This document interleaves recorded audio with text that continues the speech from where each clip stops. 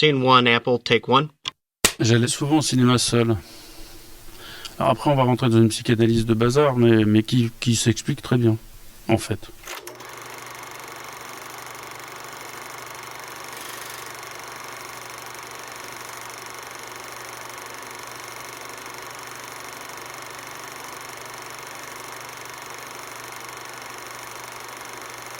Vincent François Paul et les autres, pour moi, c'est un truc inimaginable. D'ailleurs, pour moi, Claude Sautet, c'est l'attaché de presse de Mitterrand. C'est le seul type qui a fait croire qu'un patron pouvait boire un coup avec un ouvrier, l'emmener les week-ends chez lui. Or, moi, j'étais absolument très loin de ça. Je savais même pas que les adultes s'amusaient le week-end. Pour vous donner une idée.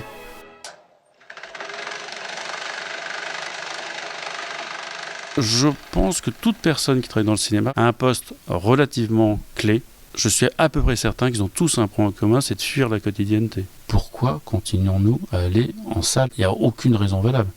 Il y en a une seule qui est très valable, c'est qu'on veut le voir au fond, au milieu de tout le monde. Un film dans une salle vide, c'est pas le même que dans une salle pleine. Ça, c'est pas une blague. Vous voyez une comédie dans une salle vide, mais même si c'est pas une comédie. C'est étonnant que tous les moyens technologiques à notre portée n'arrivent pas à détruire notre envie de continuer le cinéma. Ce sont des projets qui traversent mon cerveau et qui font qu'ensuite j'essaye d'en faire un script avec le biais de scénariste, puis ensuite le proposer à metteur en scène. C'est le parcours le plus long et le plus chiant. Mais c'est sans doute celui qui me plaît le plus.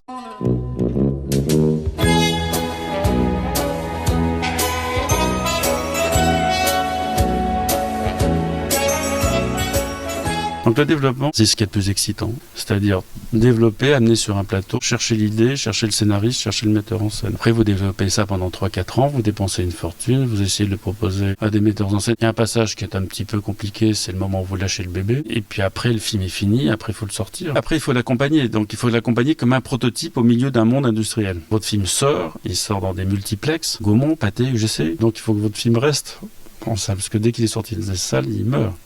En tout cas, après, il a une autre vie. C'est excitant, sinon je ne le referai pas, mais c'est compliqué.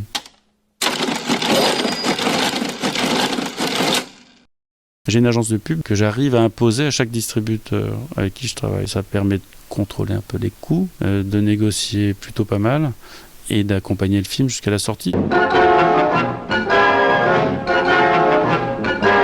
Au départ, moi, j'avais des modèles charismatiques très très vite. Je me suis dit, mes deux modèles, ça va être Chirac et Mitterrand. Aucune puissance au monde ne me fera jamais vous dire autre chose que ce que je pense.